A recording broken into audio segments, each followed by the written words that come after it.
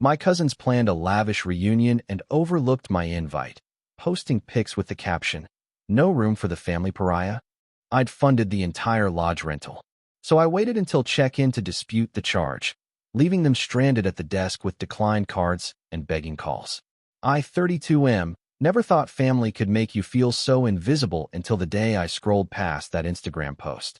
There it was, 15 smiling faces squeezed together on a massive lodge deck overlooking some pristine mountain lake, champagne glasses raised, designer luggage scattered artfully in the background. The caption read, "Family reunion perfection. No room for the family pariah." 3 laughing emojis. 26 likes in the first hour. My thumb hovered over the screen, a cold weight settling in my chest. I recognized every face. My cousins, their partners, even some extended relatives I barely knew. Everyone except me. The funny thing about being the family scapegoat is that you don't always realize you're wearing the target until someone spray paints it neon and posts it online. Growing up, I was the quiet one, the bookish kid who preferred coding to football games, who chose community college over the Ivy League schools my cousins attended with family money. My parents died when I was 19, a car accident that left me with a modest inheritance and a lot of unprocessed grief. The family circled briefly, made appropriate noises, then drifted back to their own lives. I understood. People don't know what to do with tragedy. What I didn't understand was how that tragedy became ammunition. At family gatherings, I was the cautionary tale, the one who didn't apply himself, the one who wasted his potential working some dead-end tech job instead of pursuing law or medicine like the golden children.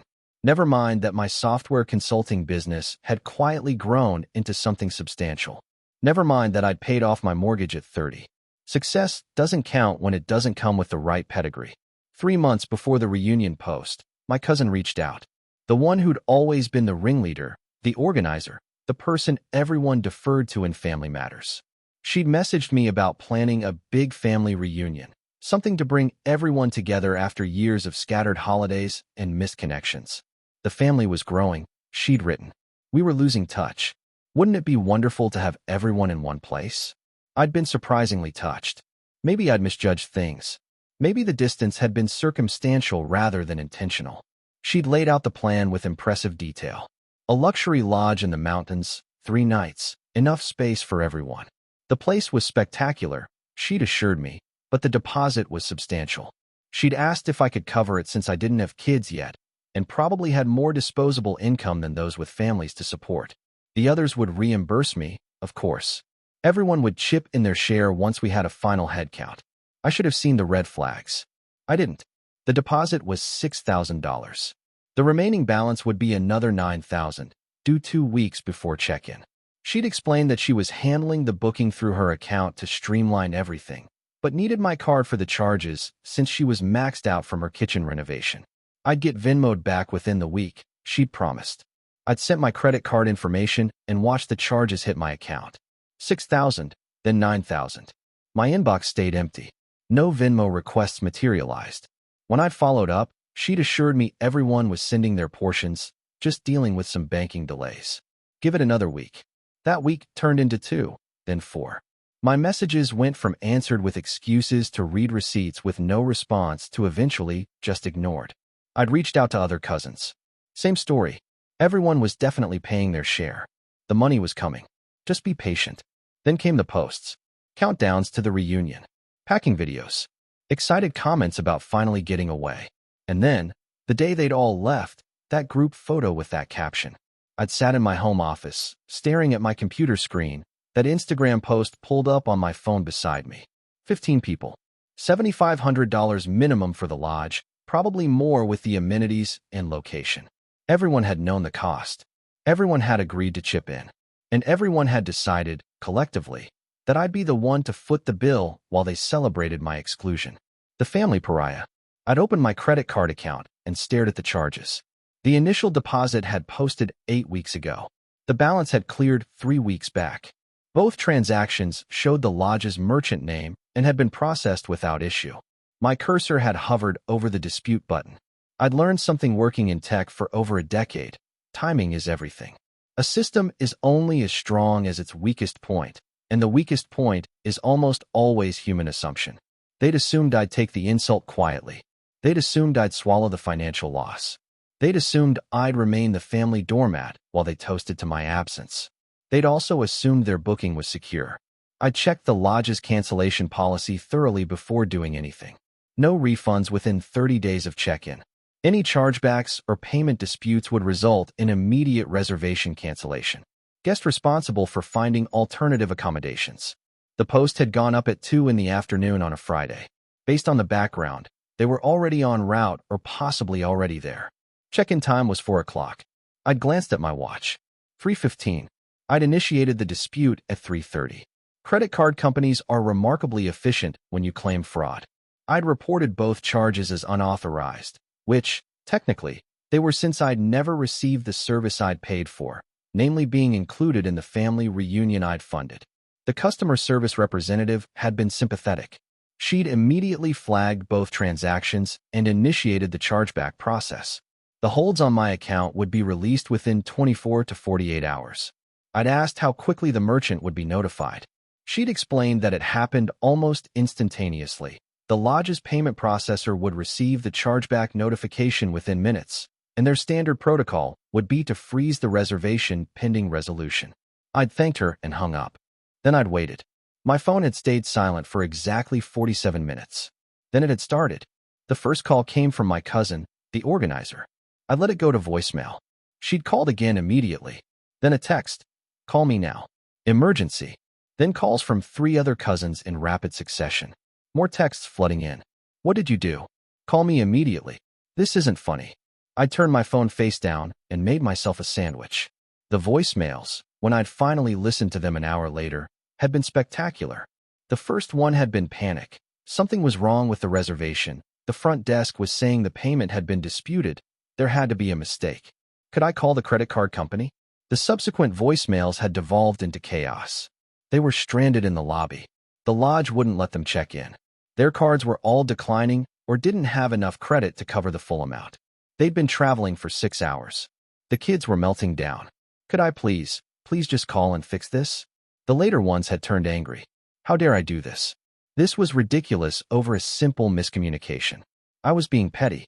I was ruining everything for everyone, including the children. Not one of them had mentioned the Instagram post. I'd responded to none of them and had gone for a run instead. 7 miles through my neighborhood as the evening cooled, my phone blowing up in my pocket with increasing desperation. When I'd finally looked at my messages around 8 that evening, the story had pieced itself together through the panic group chat I'd apparently been re-added to. The lodge had held firm. Disputed payment meant no check-in until the matter was resolved or alternative payment secured. None of them had enough available credit or cash to cover $15,000 on the spot. Some had maxed out cards from vacation preparations. Others hadn't brought anything except a card for incidentals.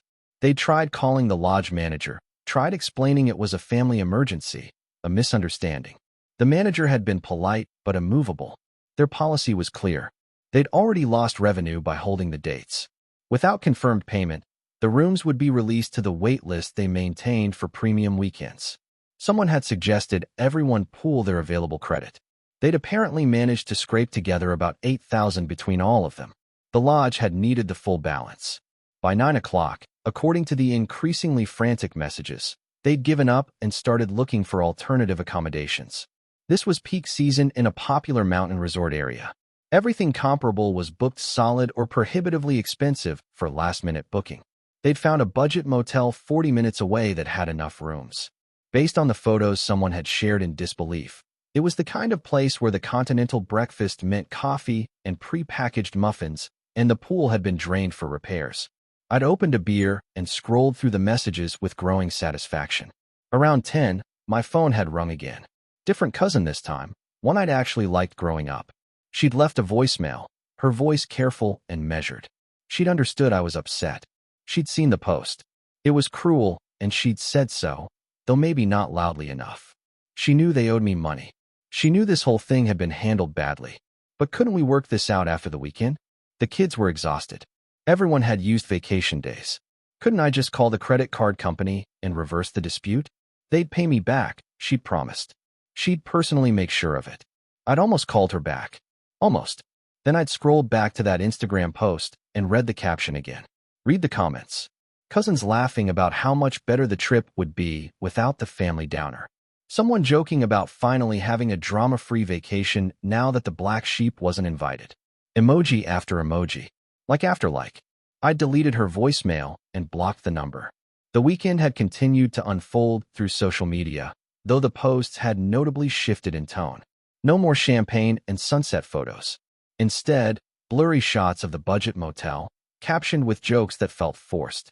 Comments about making the best of unexpected changes. Someone had posted a photo of the sad little pool with the caption, "Not quite what we planned, but family is what matters." The Instagram post with the Pariah comment had quietly disappeared by Saturday morning. Not before I'd screenshot it, of course. Monday afternoon, my cousin had shown up at my house. I'd watched through the window as she'd gotten out of her car, looking exhausted in rumpled travel clothes. She'd rang the doorbell 3 times before I'd opened it. She'd asked if we could talk. Her voice had been different from the messages, smaller, uncertain. I told her we could talk on the porch and hadn't invited her inside. She'd launched into an explanation that had sounded rehearsed. The reunion had been planned so quickly. The numbers had kept changing. She'd honestly thought someone else had reached out to me. When she'd realized I hadn't been invited, they were already committed to the dates. She'd felt terrible, but didn't know how to fix it without making things awkward. I'd asked about the Instagram caption. She'd flinched. That had been a joke. Poor taste, absolutely, but just a joke. Someone else had written it. She'd laughed along without thinking. She'd apologized. Hadn't I seen her apology text? I told her I'd seen a lot of texts about fixing the reservation and finding me alternative payment methods. I hadn't seen any apologies until the lodge fell through. She'd shifted tactics then. The money. She'd really planned to pay me back. Everyone had. Things had just gotten complicated with coordinating so many people. But they'd all agreed, when the weekend was salvaged, to send me portions immediately after. It had just been delayed by the lodging disaster. I pointed out that the lodging disaster was 3 days ago, and my Venmo was still empty. She'd gotten frustrated then. This was absurd. Did I realize what I'd done? I'd ruined a family reunion. I'd embarrassed everyone. There were kids involved. Her daughter had cried when they'd had to leave early because the motel was depressing. Was I happy? I'd asked her if she was happy when she'd posted that caption. She'd stared at me, something shifting behind her eyes. Calculation, maybe, weighing whether contrition or indignation would serve her better. She'd chosen indignation. I was being vindictive, she'd said. I was holding a grudge over something stupid. Family was supposed to forgive. We were supposed to be better than this pettiness. Yes, they'd made mistakes, but what I'd done was deliberately cruel. I'd waited until the exact moment of maximum damage. I'd wanted to hurt them. I'd agreed. I had wanted to hurt them. They'd wanted to hurt me first, had succeeded, had celebrated it publicly. The difference was I'd hurt their vacation. They'd tried to hurt my soul. She'd called me dramatic. She'd said I was playing the victim. She'd said a lot of things, her voice rising, before she'd realized I wasn't engaging, just watching her with detached calm. She'd finally wound down and asked what I wanted. Money? A formal apology? What would it take to fix this? I told her the chargeback was processing and I'd be made whole financially within the week. As for an apology, the time for that had passed somewhere around the moment she'd decided a public humiliation was acceptable family bonding. What I wanted was for her to leave my porch. She'd left angry, her car spitting gravel. Update 1. The family group chat had exploded after her visit. I hadn't been removed this time, presumably because they'd wanted me to see the pressure campaign. Messages had rolled in about my unreasonable behavior, about forgiveness, about how I was tearing the family apart over money and hurt feelings. Several relatives I barely knew had chimed in with generic platitudes about being the bigger person. My uncle had called me immature. An aunt had suggested I needed therapy for my anger issues. A cousin had written a long message about how disappointed my late parents would be in my behavior. That last one had crossed a line I hadn't known still existed. I typed and deleted 6 responses before settling on a single message to the group chat. I'd listed every charge. The $6,000 deposit. The $9,000 balance. The date each had been processed. I'd attached screenshots of my initial messages asking about reimbursement and the read receipts with no responses. I'd attached a screenshot of the Instagram post, caption fully visible. Then I'd written, I funded a reunion I wasn't invited to. was publicly mocked for my exclusion, and was expected to eat $15,000 with a smile. You're not angry I disputed the charges. You're angry there were consequences. There's a difference. I'd left the group chat before anyone could respond. My phone had continued ringing for days. I'd blocked 16 numbers by Wednesday. The credit card company had ruled in my favor by Thursday. Both charges had been fully reversed. My account had been credited $15,000. The lodge, according to a follow-up email, had not contested the chargeback. Apparently, my cousin's frantic explanation that I'd agreed to pay hadn't held up against their records showing no signed agreement or authorization form with my name. I'd taken the $15,000 and donated $5,000 to a local organization that supported kids who'd lost parents. The rest I'd dumped into my investment account and tried to move on. Update 2. Moving on, as it turned out, was complicated when your extended family had made you their primary topic of conversation. Through the few relatives I hadn't blocked, older aunts and uncles who'd stayed neutral or quietly sympathetic, I'd heard that the reunion debacle had caused a spectacular family fracture. Apparently, once the initial shock had worn off, people had started asking reasonable questions. Who'd actually planned to pay me back? Had anyone sent money? Why had I been excluded in the first place? What was that Instagram caption about? The answers, or lack thereof, had been illuminating. Nobody had actually planned to reimburse me. The assumption had been that I wouldn't push back, that family obligation would keep me quiet, that the money didn't matter to me anyway since I didn't have kids. The exclusion had been deliberate, a decision made in a smaller group chat I'd never seen, justified by vague complaints about my negative energy and how I never really fit in any way. The Instagram post had been the organizer cousin's idea, apparently. A joke that everyone had laughed at in the moment without considering I'd see it. Or maybe considering I'd see it and not caring. The family had split roughly in thirds. One group had insisted I'd overreacted and needed to apologize for my behavior. One group had quietly stepped back from the whole mess, unwilling to take sides. And a small group, smaller than I'd expected, had reached out privately to express support or at least understanding. My aunt, my mother's sister, had been in that last group.